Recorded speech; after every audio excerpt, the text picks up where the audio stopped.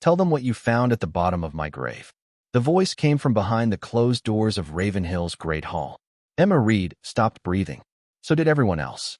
She knelt before the empty iron throne with chains around her wrists, her plain gray maid's dress stained with mud and dried blood. 2 guards stood behind her. Before the assembled nobles, displayed upon a black velvet cloth, lay the silver collar of the missing Alpha King. His royal crest was still dark with blood. Beta Nathan Crow stood beside the evidence table, dressed in a heavy green cloak fastened with the temporary seal of command. He had spent the last hour explaining how a kitchen maid had stolen the king's insignia, hidden it beneath the laundry house, and invented a story about a trapped wolf to conceal murder. Now his face lost all color. The great doors opened. A man stepped through them. He was tall enough to make the guards beside him appear smaller, broad across the shoulders, dressed in black leather and a travel cloak torn near the hem. Dried blood marked one side of his throat. His dark hair was damp from the rain, and his handsome face held the controlled stillness of someone whose anger had passed beyond shouting. No herald announced him. None was needed. Every guard in the hall dropped to one knee. The nobles followed. Nathan did not. Not immediately. He stared at the man as though the dead had climbed from beneath the earth to accuse him. Alpha King Caleb Blackwood walked down the center aisle. Space opened before him without command. The hall did not merely fall silent. It rearranged itself around his presence, every breath held, every head lowered, every person suddenly aware of where true power stood. Emma remained on her knees. She knew the face from coins, banners, and portraits hung in corridors servants were forbidden to pause beneath. But it was not his face that she recognized. It was his eyes, gray as winter rain, the same eyes that had watched her from the darkness at the bottom of the old stone well. Caleb stopped beside her. His gaze lowered to the iron chains around her wrists. Something dangerous moved across his expression. Nathan finally found his voice. "My king, we believed you were dead. You made certain everyone would." The words were quiet. Nathan stepped back. Caleb reached for the silver collar displayed on the table.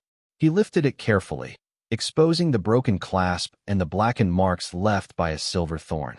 "You accused this woman of taking it from my body." Nathan's mouth opened. No answer came. Caleb turned toward the court. There was no body. Then he looked at Emma, not through her as nobles had done all her life, but directly at her, with the terrible recognition of a man who remembered every moment she had believed him helpless. "She did not steal this collar," he said. His eyes shifted back to Nathan. "She pulled it from my throat." A murmur moved through the hall. Caleb placed the collar down. "Release her." The guards hesitated only long enough to reveal whom they had been obeying. Caleb's voice hardened. "Now." As the chains fell from Emma's wrists, memory returned with the cold smell of wet stone and the faint sound that had begun everything. Scratch. Silence. Scratch. Scratch. 2 days earlier, before dawn, Emma had been alone beside a well everyone believed was empty. The scratching came in threes. Emma Reed heard it while pulling the first bucket of water before dawn. Scratch. Silence. Scratch. Scratch. She stopped with both hands wrapped around the damp rope. The old well stood beyond Ravenhill Keep's laundry yard, where the eastern wall met a line of dark pine trees. No one used it anymore. Moss covered the stones. Rust had eaten through the iron crank, and the wooden cover had been nailed shut after a servant claimed she heard voices rising from beneath it. Emma had never believed that story. Stone settled. Rats moved. Frightened people gave names to sounds they did not understand. She pulled again. The bucket rose empty. That was impossible. The rope was wet. Cold water ran between her fingers, though the well had been dry for nearly 20 years. Emma looked toward the laundry house. Yellow light glowed behind one narrow window. Inside, women were already heating water and arguing over missing soap.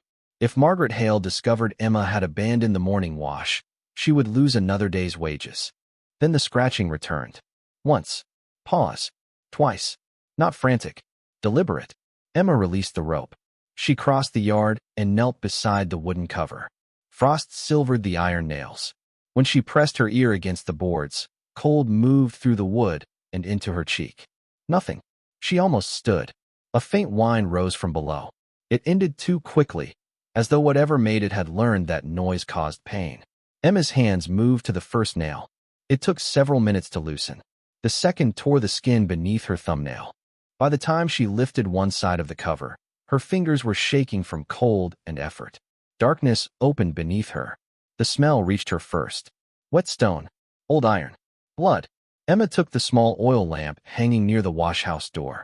She tied it to the bucket rope with the knot she used for linen bundles, tested it twice, then lowered it into the well. The light descended slowly. 10 feet, 20, 30. The stones along the inner wall shone with moisture. Water moved far below, black and restless. Then the lamp swung. 2 gray eyes reflected in the darkness. Emma froze. A small black wolf lay on a narrow ledge just above the waterline. Mud clung to its fur.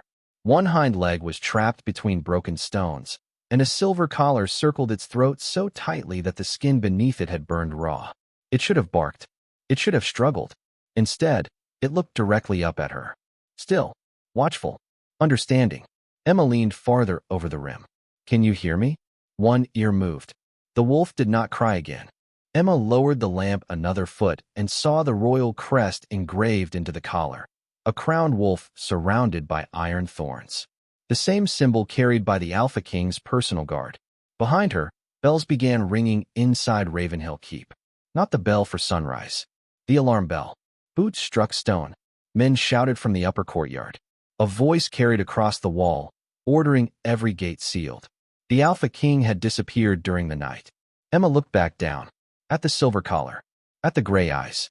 At the small body trapped where no ordinary animal should have been. The wolf lifted its head. Then, with the last of its strength, it scratched the stone 3 times. "There is something alive in the old well." Emma said it twice before Margaret Hale looked up from the steaming wash basin. The head housekeeper stood among rows of hanging linen, broad-shouldered and severe in a dark wool dress, holding a ledger against her chest as though numbers could protect the keep from disorder. "The eastern well is sealed," Margaret said. I opened it. The laundry room went quiet. 3 servants stopped scrubbing sheets. One crossed herself. Margaret's expression did not change, but her fingers tightened around the ledger. "You damaged royal property? There is a wolf trapped at the bottom. Its leg is caught, and the water is rising. A wolf. A cub. It is wearing a silver collar." Margaret turned back to the ledger. "Then it belongs to someone who should have guarded it better." Emma stared at her. "It will drown. So will you if you climb into a condemned well." Outside, the alarm bells continued ringing. Guards crossed the yard in groups, searching stables, towers, and servant quarters for a king no one had seen since midnight. Emma stepped closer. "The collar bears the royal crest." That made Margaret look at her. Before she could answer, the laundry door opened. Beta Nathan Crow entered with 4 armed guards. He wore a dark green cloak fastened by the temporary seal of command. Rain glistened on his shoulders, though no rain had reached the eastern yard. His face was composed in the careful way of a man who wished to appear concerned without permitting concern to inconvenience him. "What royal crest?" he asked. Emma lowered her eyes by instinct. "The old well, my lord. There is a wolf cub trapped below. Its collar carries the king's mark." Nathan went still, only for a moment. Then he smiled. "Show me." They crossed the yard together. Emma walked ahead while the guards followed. At the well, the oil lamp still hung from the rope, its glow trembling over the dark water far below. Nathan approached the opening. Emma watched his face. Most people leaned back when they first saw the depth. Nathan leaned forward. The wolf cub looked up. A low growl rose from the bottom of the well. It was weak, but immediate. Nathan's hand moved beneath his cloak. Not toward a weapon, toward the silver ring on his right hand. The cub retreated into shadow as far as its trapped leg allowed. "You see," Emma whispered. "It understands us." Nathan straightened. "I see a diseased animal. It is injured. It may carry fever. It wears the king's crest. Collars can be stolen." His answer came too quickly. Emma looked at him. Nathan was not surprised by the cub. He was not curious about the royal insignia. He was afraid of being seen recognizing it. One guard crouched near the rim. "Should we lower a rope?" "No." Nathan's voice sharpened enough to make everyone still. He regained control almost immediately. "The king is missing. Every able guard is needed elsewhere. We will not waste men rescuing an animal from a condemned shaft." Emma stepped between him and the well. "I can go down." Margaret seized her arm. "You will return to the laundry." Nathan looked past Emma toward the stones surrounding the opening. Seal it properly this time. He pointed to a pile of broken masonry near the wall. Fill the shaft before sunset. The cub scratched below. Once. Pause. Twice. Emma felt Margaret pulling her away. She looked back at Nathan. He stood over the well, watching the darkness with an expression no one else seemed to notice. Not disgust. Not caution. Recognition. That was when Emma understood. Nathan Crow did not want the wolf rescued. He wanted the well to become a grave. Emma waited until the laundry bells marked the noon meal. That was when the eastern yard emptied. Servants carried bread into the lower hall. Guards changed posts along the wall. Margaret Hale disappeared into the kitchens to argue about missing salt, and the men Nathan had ordered to fill the well went searching for a cart strong enough to carry stone. Emma had less than half an hour. She took a coil of laundry rope, the wooden pulley used for lifting wet blankets, a leather grain harness, a small knife, and the same oil lamp she had lowered before dawn. None of it belonged to her. That mattered less than the life waiting beneath the stones. At the well, the scratching had stopped. Emma's chest tightened. She dropped to her knees and lowered the lamp. The light reached the ledge. The cub was still there. Water covered its trapped leg now. Its head rested against the stone, eyes half closed, the silver collar burning pale against black fur. I came back, Emma whispered. One gray eye opened. She fastened the pulley to the old iron beam above the well. The beam groaned when she tested her weight, but it held. She tied the rope around the leather harness, pulled every knot twice, then wrapped a second line around her waist. Her hands knew this work, not because anyone had trained her to rescue kings from wells, because she had spent years lifting soaked linen heavier than her own body, repairing frayed rope before it snapped, and learning which knots held when water made everything slippery. Emma climbed over the rim. Cold rose from below. The stones pressed wet against her boots as she lowered herself hand over hand. The circle of daylight above became smaller. Sounds from the courtyard disappeared until only the rope's strain, the drip of water, and her own breathing remained. Halfway down, the wall shuddered. Dust fell into her hair. Then water rushed through a narrow opening below. Not natural seepage. A channel had been opened. Nathan was flooding the well. Emma descended faster. Her boots struck the ledge hard enough to send pain through her knees. The cub lifted its head and bared its teeth. I know, she said softly. I would not trust me either. She crouched beside it.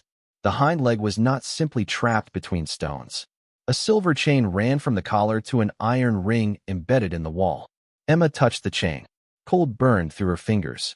The cub jerked away, then stopped when she placed her hand beneath its jaw. I have to cut it. Its eyes held hers. Not the eyes of a frightened animal. The eyes of someone deciding whether to surrender control. Slowly, the cub lowered its head. Emma drew the knife. The blade scraped uselessly across the silver links. Water climbed over her boots. Then her ankles. Above them, something heavy struck the rim of the well. Stone cracked. The men had returned. Emma wedged the knife into the weakened clasp beneath the collar and twisted with both hands. The clasp bent. A rock broke loose overhead. She heard it falling before she saw it. Emma threw herself over the cub. Stone struck her shoulder and drove her against the wall. Pain flashed white across her vision, but she did not release the knife. The water reached her knees. She twisted again. The clasp snapped. The cub came free. Emma wrapped it inside her apron, tightened the leather harness around them both, and pulled the signal rope 3 times. Nothing happened. The rope above remained slack. Someone had cut the other end. The cub looked up at her. Emma looked at the shrinking circle of daylight. Then the wall behind them began to collapse. The first stone struck the water beside Emma's knee. The second shattered the ledge behind her. She pressed the wolf cub against her chest and searched the wall through dust, darkness, and the violent trembling of the oil lamp. There was no rope above, no hand reaching down, only the narrow circle of daylight shrinking beneath falling stone. Then the cub moved. It twisted inside her apron and struck one paw against the wall. Once. Pause. Twice. Emma followed its gaze. Behind a curtain of moss, a gap opened between 2 stones. Water rushed through it with enough force to pull at her skirts. Not a natural crack. A drainage passage, too small for a person standing upright, but perhaps wide enough to crawl. Emma shoved the oil lamp through first. The flame revealed a tunnel sloping upward beneath the eastern wall. Another stone fell. She turned sideways, forced one shoulder into the opening, and pulled herself through. The cub remained bound against her chest. Cold water filled the passage behind them, pushing harder with every breath. Emma crawled. Stone tore her palms. Her injured shoulder burned each time she dragged herself forward. The tunnel narrowed until her ribs scraped both sides, and for one terrible moment, the leather harness caught on a jagged edge. She could not move. Water climbed over her waist. The cub lifted its head and bit through the trapped strap. Not wildly. Precisely. The leather snapped. Emma pulled free just as the well collapsed behind them. The pressure of the water hurled them forward. She lost the lamp. Darkness swallowed everything. She reached blindly until her fingers found roots, then mud, then open air. Emma dragged herself from the tunnel beneath a stand of thorn bushes outside the laundry wall. For several breaths, she could only lie there. The cub remained against her chest. Alive. That was enough. She carried it to an abandoned washerman's cottage hidden beyond the pine line. The roof leaked, and one shutter hung crooked, but the hearth still worked. Emma wrapped the cub in the driest blanket she could find and poured the last of her morning soup into a wooden bowl. It did not eat. It watched her. "You nearly drowned," she said. "You are allowed to be hungry." The cub looked at the bowl, then back at her. Emma understood. She lifted one spoonful and tasted it. Only then did the cub lower its head and eat. Not trust. Proof. When it finished, Emma cleaned the wound around the silver collar. Beneath the burned fur, she found a thin black mark pulsing with every heartbeat. "You need a name," she whispered. The cub rose unsteadily. With one paw, it dragged 3 lines through the dust on the floor. C. B. K. Emma stared. Before she could speak, bells rang from Ravenhill Keep. A voice carried through the trees. "Search every building. Find the maid." The cub moved between Emma and the door. Its small body trembled from exhaustion, but its lips drew back from its teeth. Emma looked at the letters again. CBK, then at the royal collar lying beside the fire. She still did not understand who she had rescued. But she understood one thing. The creature at her feet was not hiding from Nathan Crow. It was preparing to face him. The first guard reached the cottage before Emma could hide the collar. His boots struck the porch boards once, then stopped. The wolf cub moved between Emma and the door. It was barely strong enough to stand, yet every line of its body changed. Its head lowered, its gray eyes fixed on the entrance. The trembling in its legs did not disappear. It became controlled. Emma crossed the room and lifted the loose floorboard beside the hearth. "Down," she whispered. The cub did not move. Outside, a man called her name. "Emma Reed, by order of Beta Crow, open this door." She gathered the royal collar, pushed it beneath the floorboard, and covered it with ash. The cub continued watching the door. "You cannot fight them."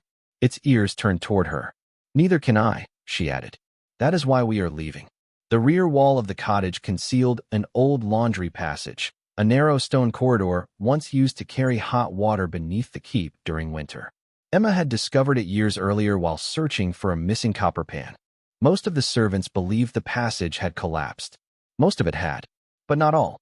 She wrapped the cub inside a blanket and lifted it against her chest. The front door shuddered beneath a heavy blow.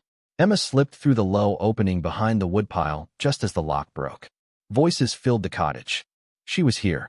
Find the animal. Nathan's order followed from outside. Kill it before it reaches the keep. The cub went rigid in Emma's arms. Not at the word kill. At Nathan's voice. Emma crawled deeper into the passage. The tunnel smelled of damp soil, old smoke, and rusted iron. Roots pushed through the ceiling.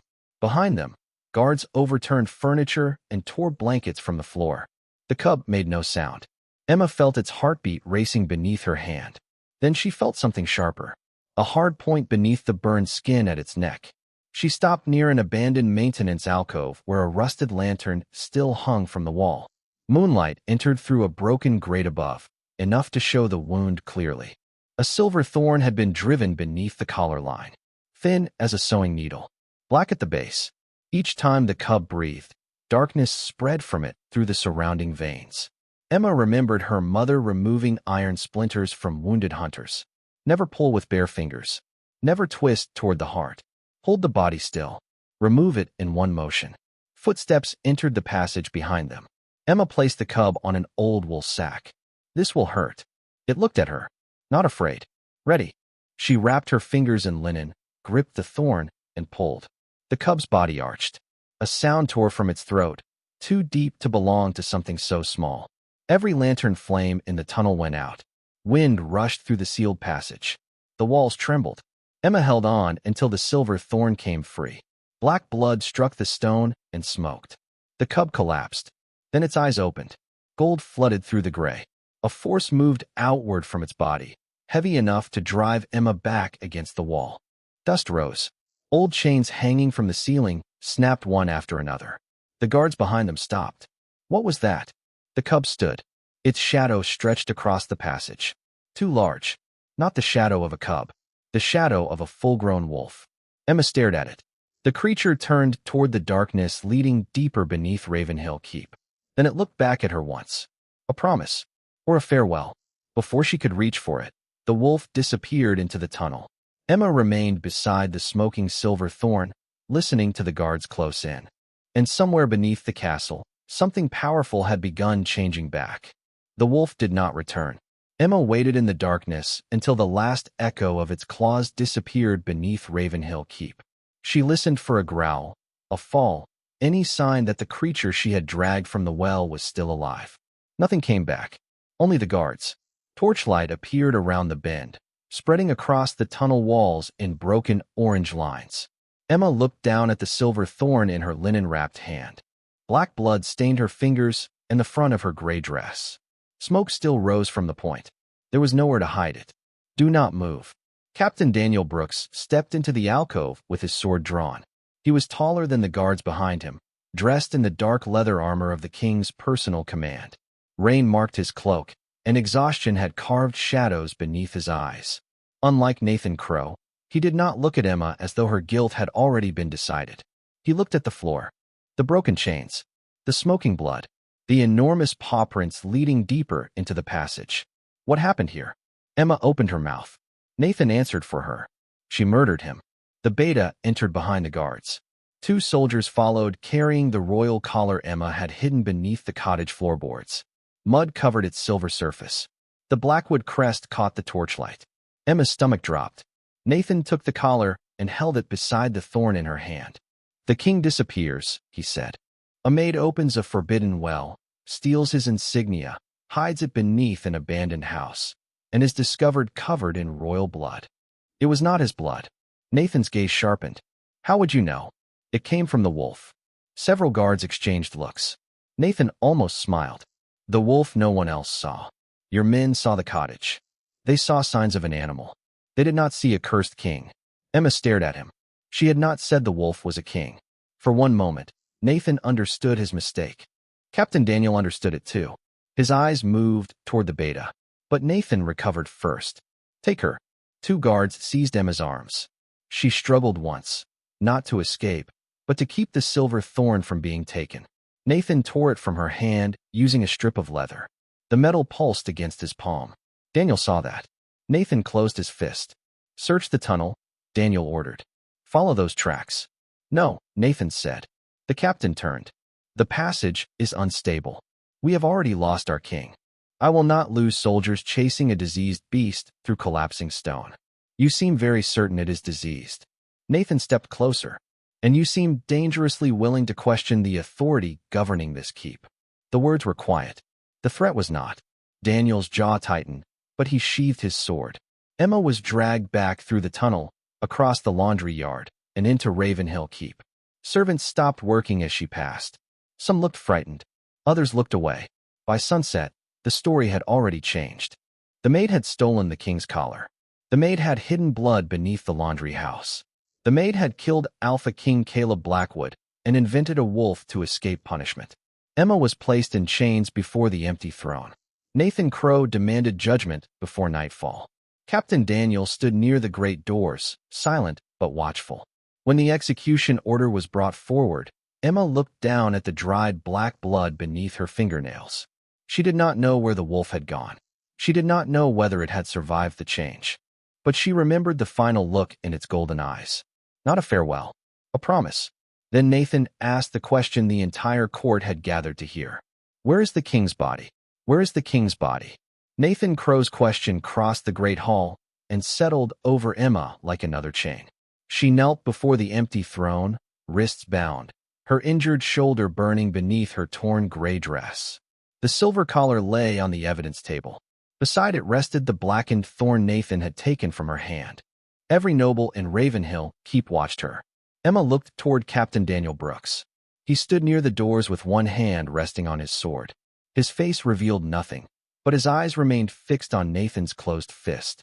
There was no body, Emma said. A murmur moved through the court. Nathan descended from the platform. You expect us to believe the Alpha King became a wolf cub? I expect nothing from people who decided I was guilty before asking what I saw. His expression hardened. The king's blood was found on you. It was black. Cursed blood darkens. Emma lifted her eyes. You know a great deal about the curse you claim does not exist. The hall went still. Nathan turned toward the council before anyone could examine the answer too closely. The maid is frightened. Fear has made her reckless. No, Daniel said. It was the first time he had spoken. Nathan looked at him. Daniel stepped away from the doors. Fear makes people careful. She climbed into a collapsing well. Nathan's voice lowered. Captain, remember whom you serve. Daniel's hand tightened around his sword. I am trying to. The temporary regent raised one hand. Read the sentence. A council clerk unrolled a parchment. For the murder of Alpha King Caleb Blackwood, theft of the royal insignia, and forbidden use of cursed silver, the great doors opened. Cold air swept into the hall. Every torch bent toward the entrance. A man stood beneath the stone archway. Tall, broad-shouldered, bareheaded beneath a torn black cloak. Dried blood marked the side of his throat, and a dark bruise circled it where the silver collar had burned his skin. His handsome face was pale from injury, but there was nothing weak in the way he entered. The guards recognized him first. Steel struck stone as every sword was lowered. Then the nobles knelt. Nathan remained standing. Alpha King Caleb Blackwood walked down the aisle. He did not look at the throne. He looked at Emma. Gray eyes. Winter rain eyes. The same eyes that had watched her lower a lamp into darkness. Emma forgot the chains around her wrists. Caleb stopped beside the evidence table and picked up the silver thorn. Nathan stepped backward. My king, do not call me that as though you did not bury me alive. The words were quiet. They struck harder than a shout. Caleb placed the thorn beside the collar. My beta drove this beneath my skin. The curse trapped me in the weakest form my wolf could take. Then he chained me inside the eastern well and opened the underground channel. Nathan's face emptied. Caleb turned toward the court. The maid you accused heard me when every guard searched elsewhere.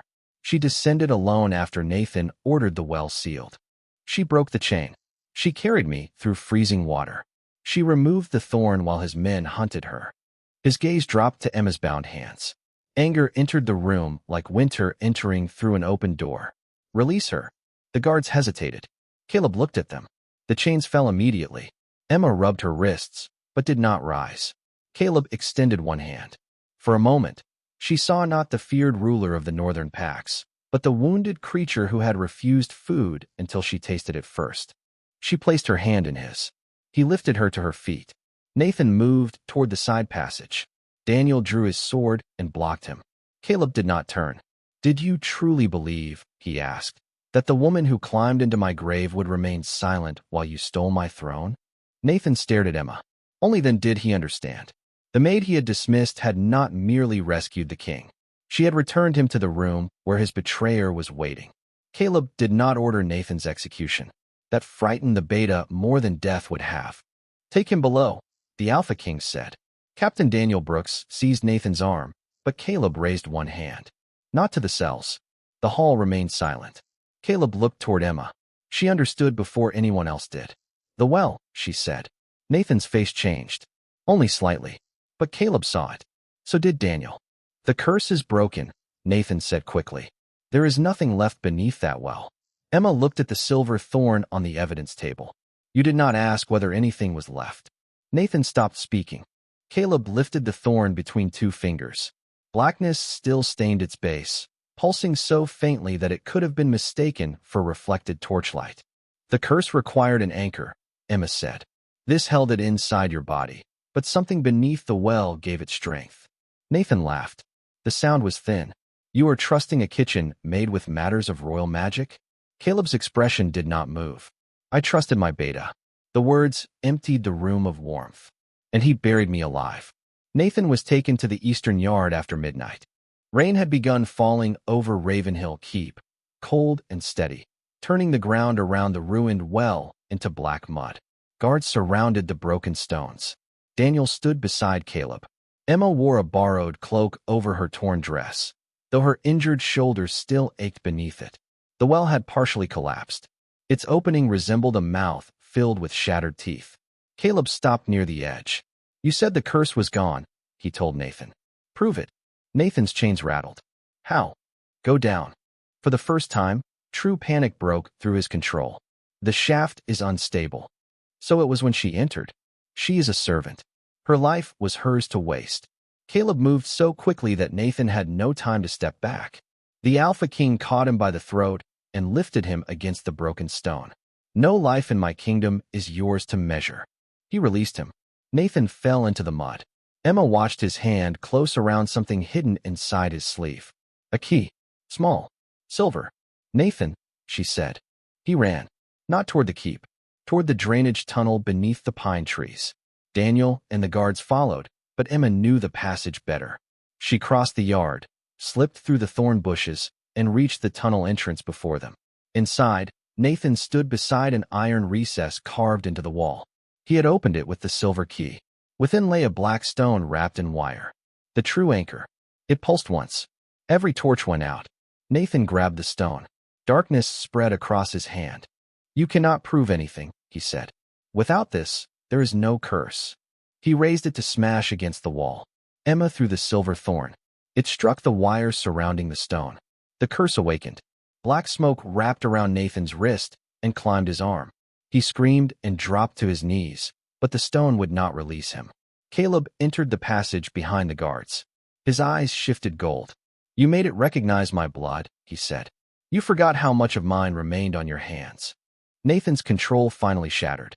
He confessed between gasping breaths. He had planned Caleb's disappearance for months. Lord Victor Crane had promised troops once the throne was declared empty. Nathan would govern as regent, then marry his niece into the royal bloodline and control the next heir. The well had been chosen because no servant was supposed to approach it. No noble would have heard the scratching. No guard would have climbed down for a cub. He had built his plan around the certainty that no one important would care. Nathan looked at Emma. That was the mistake he could not survive. At dawn, the entire court gathered in the great hall. Nathan knelt in chains before the throne. Lord Crane and his supporters stood under guard beside him. The black anchor, silver thorn, and royal collar lay together as evidence. Caleb did not remain seated above them. He descended the steps and stood beside Emma. She saved a creature that could offer her nothing, he said. No title, no gold, no promise of reward. His voice carried to the servants gathered near the rear doors. That is how I know her kindness was real. Nathan and his allies were taken away. Then Caleb announced that food left from Ravenhill's kitchens would no longer be destroyed while people or animals went hungry. Emma would oversee the new shelters, village kitchens, and winter relief stores under direct protection of the crown. Margaret Hale lowered her head.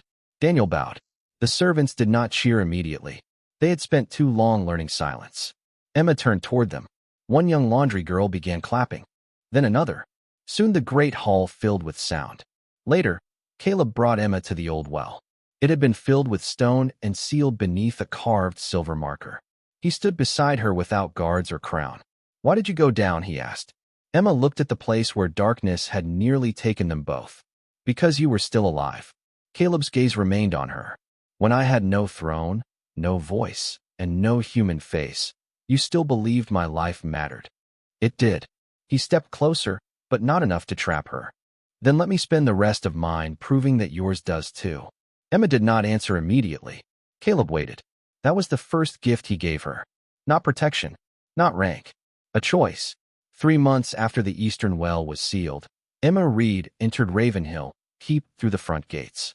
She had used those gates before, always carrying something. Laundry baskets, flour sacks, buckets too heavy for one person but assigned to her anyway. This time, the guards opened them before she reached the iron handles. Good morning, Miss Reed. Emma still looked behind her when people used that tone. No one stood there. The courtyard had changed since winter. A long wooden shelter now rested against the southern wall, its roof newly thatched, its stone hearth burning beneath 3 enormous soup pots. Villagers waited beside injured animals, hungry children, and travelers whose clothes carried the dust of distant roads. Nothing left from the royal kitchens was thrown away anymore. Emma had made certain of that. She wore a dark blue wool dress beneath a plain linen apron. A silver wolf clasp fastened her cloak at the shoulder, not as a mark of nobility, but as proof that anyone interfering with the relief stores answered directly to the crown. Margaret Hale stood beside the inventory table holding a ledger. 2 grain carts arrived from Westmere, she said. 1 will broke near the lower bridge. Move the dry sacks first. Leave the damaged cart until Daniel can send horses. Margaret wrote it down without argument. That was another change. A small boy approached carrying a fox with 1 injured paw. Emma knelt and examined the splint someone had tied too tightly around its leg. It cannot stay here, a young guard said. Wild animals are dangerous. Emma loosened the cloth. So are frightened people. The guard had the grace to look ashamed. She showed him how to wrap the paw without stopping circulation. When they finished, the fox stopped struggling. A shadow fell across the table. Emma did not need to look up. The courtyard had already gone quieter. Alpha King Caleb Blackwood stood beside her wearing black leather and a heavy gray cloak. He was as tall and broad-shouldered as the stories claimed, though Emma had learned power looked different when it was shivering beneath a blanket and refusing soup until she tasted it first. His gaze dropped to the fox. You collect difficult creatures. It is a professional weakness. And have they all bitten you? Only the royal ones. The guard beside them suddenly found urgent reason to inspect the grain sacks. Caleb's mouth shifted, almost a smile. He had visited the shelter every morning for 12 days. Sometimes he brought reports. Sometimes he carried sacks despite the discomfort it caused the nobles watching from the balconies. Sometimes he asked Emma to walk with him. She had not answered the promise he made beside the sealed well. He had not repeated it. He simply kept giving her the thing powerful men offered least often. Time. A messenger entered the courtyard at a run. My king, the Northern Council is assembled. Caleb looked toward the keep, then back at Emma. They can wait. They will complain. They always do. Emma rose, brushing straw from her skirt. You should go. Come with me. She studied him. To the council? The winter relief laws concern your work. You should be present when men who have never missed a meal decide how hunger should be managed. Months earlier, such an invitation would have terrified her. Now it only made her think. Will I be permitted to speak? Caleb met her eyes. I would be disappointed if you did not. Emma handed the fox to the young guard. Then she walked beside the Alpha King across the courtyard. Not behind him, not carrying anything for him. At the doors of the council chamber, Caleb stopped. He offered his arm. Emma looked at it, then at him. This time, she accepted. Inside, the most powerful men in the Northern Kingdom rose to greet their king. Caleb remained standing until they rose for her too. The council chamber had never been arranged for someone like Emma Reed. The chairs were carved from dark oak, their backs marked with the crests of old families. Maps covered the central table. Wax seals, silver cups, and sharpened quills waited before men whose names had carried weight for generations. No place had been prepared for a former kitchen maid. Caleb noticed before she did. He removed the chair beside his own and placed it at the table. Not behind him, beside him. Lord Victor Hale, the oldest surviving member of the Northern Council, watched with visible disapproval. The relief mistress usually submits reports through the household office, he said. Emma remained standing. I was asked to speak. You were asked to attend. Caleb took his seat. She was asked to do both. The room quieted. Emma sat. The first report concerned grain reserves. 2 villages near the mountain pass had received less than half their promised winter supply. Lord Hale blamed damaged roads. Another councilman blamed careless villagers. A third suggested reducing portions until spring. Emma opened the ledger Margaret had given her. The roads are not the problem. Lord Hale leaned back. And how would you know? Because the same road carried 6 barrels of imported wine to your estate 4 days ago. Silence moved around the table. Not shock. Calculation. Emma placed 3 delivery receipts beside the map. The grain carts were redirected at the western bridge. Your steward signed the order. Lord Hale's face reddened. These records belong to the royal stores. Yes. You had no authority to inspect them. I have authority over supplies intended for hungry people. You oversee soup pots and injured animals. Emma looked at him. I oversee whatever your decisions leave suffering. Caleb said nothing. He did not rescue her from the argument. He allowed the room to hear her. Lord Hale turned toward the king. You permit a servant to accuse a council lord? Caleb's gaze remained on Emma's evidence. No, he said. I permit the woman responsible for my winter stores to explain why children are hungry while your cellar is full. The lord's anger faltered. Emma continued. The missing grain is still inside the western warehouse. Send Captain Daniel before sunset. If the seals have been changed, arrest the steward. If they have not, arrest the man who ordered him.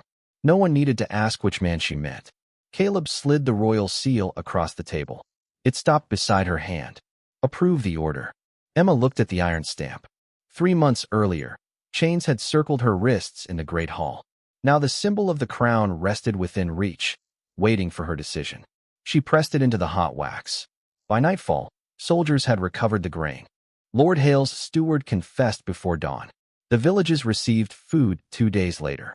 Emma stood on the eastern battlement watching the final carts disappear between snow-covered pines. Caleb joined her without guards. You embarrassed a council lord, he said. He redirected food from children. That was not a complaint. Wind pulled loose strands of hair across Emma's face. Caleb lifted one hand, then stopped before touching her. He waited. Emma noticed. Powerful men usually treated hesitation as permission. Caleb treated it as a question. She stepped closer. His fingers gently moved the hair from her cheek. You did not need me in that room, he said. I needed you not to silence me. His expression changed. Not wounded. Understanding. I will never ask you to become smaller, so I may appear greater. Emma looked toward the distant road, where the grain carts carried warmth into the dark. Then she placed her hand over his.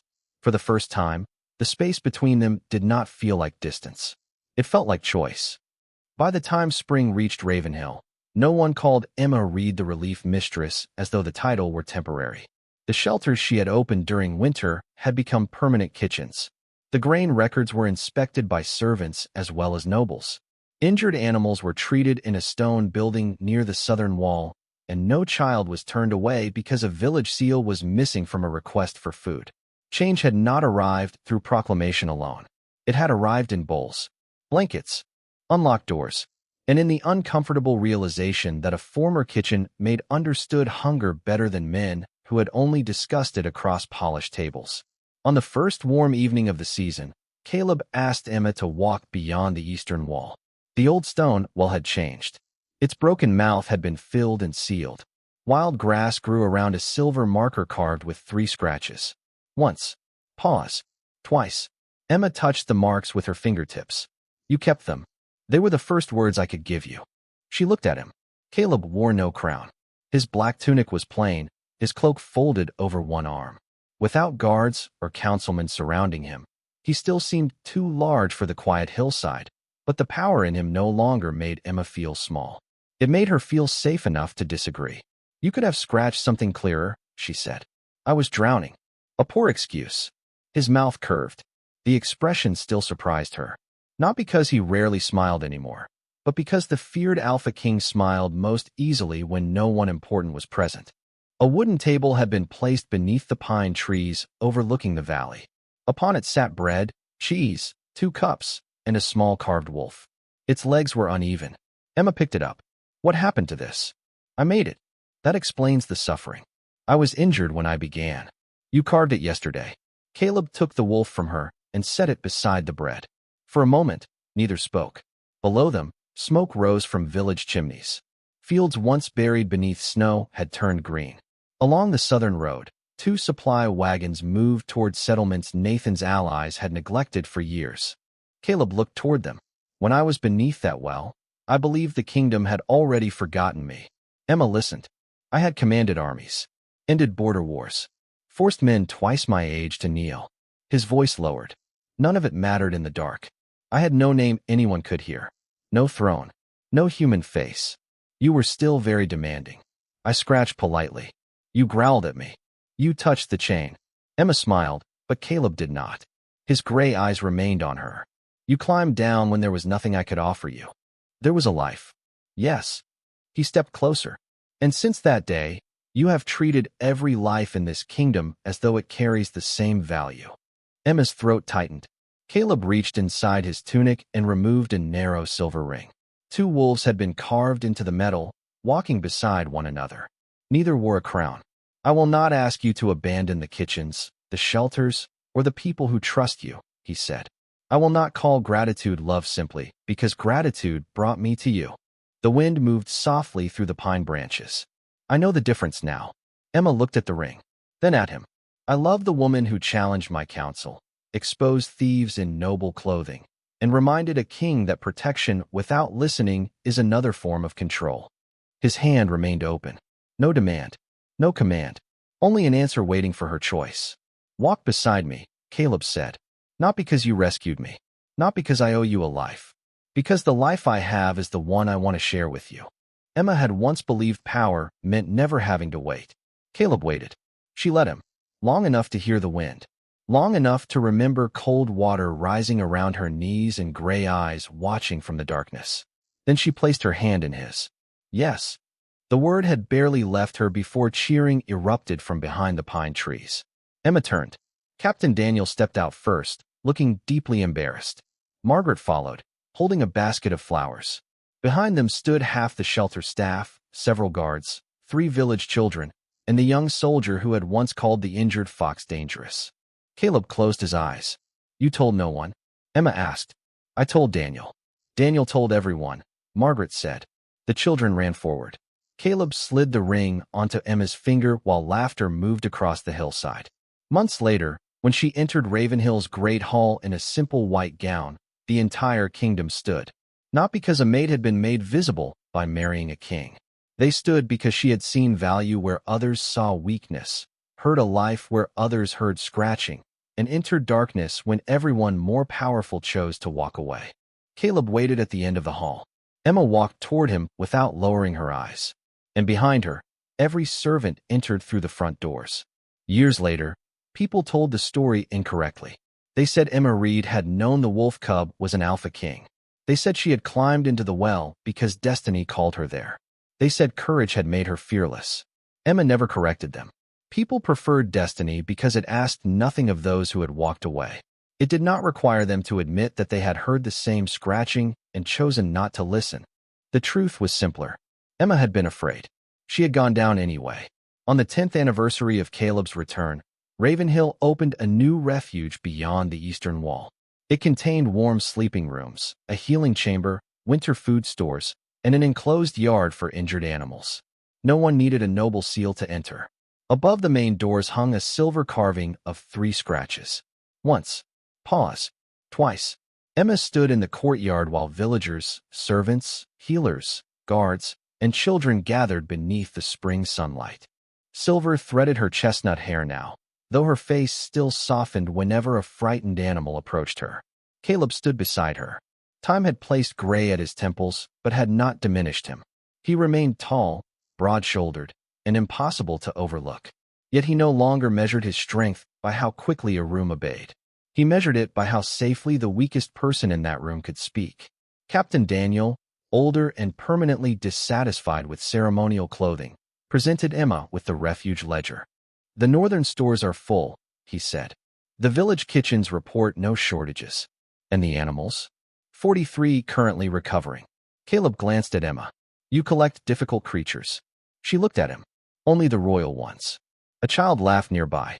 The sound came from a young laundry girl named Lily, who stood near the refuge gate, holding a basket of folded blankets. She was perhaps 12, thin beneath an oversized brown dress, with the cautious posture of someone accustomed to apologizing before taking up space. Emma recognized it immediately. Before the ceremony could begin, Lily tilted her head. What is it? Emma asked. The girl looked toward the old sealed well beyond the courtyard. I heard something. The gathered nobles fell quiet. Lily swallowed. Scratching. Several guards reached for their weapons. Caleb did not move. Emma crossed the courtyard and knelt beside the girl. How many times? Once. Lily hesitated. Then twice. Emma looked toward Caleb. For one brief moment, they both remembered freezing water, falling stone, and gray eyes staring upward from darkness. The old well had been sealed for 10 years. But beside its silver marker, a small fox was trapped beneath a fallen branch, scratching weakly against the stone. Lily hurried toward it. A nobleman caught her shoulder. "The ceremony is beginning." Caleb's voice crossed the courtyard. "Release her." The man obeyed. Lily lifted the branch and gathered the trembling fox into her arms. No one punished her for leaving her work. No one told her the animal was not worth the trouble. Emma watched the girl carry it through the refuge's front doors. That was how she measured the kingdom's change. Not by the crown she wore. Not by the songs written about the maid who rescued a king. Not even by the man beside her, who had spent 10 years proving that her life mattered. She measured it by the people who stopped when something small called for help. Caleb offered his hand. Emma took it. Together, they followed Lily inside. Above them, the silver scratches caught the sunlight. The kingdom remembered them as the signal that saved an Alpha King. Emma remembered what they had truly meant. Something was still alive, and someone had chosen to listen.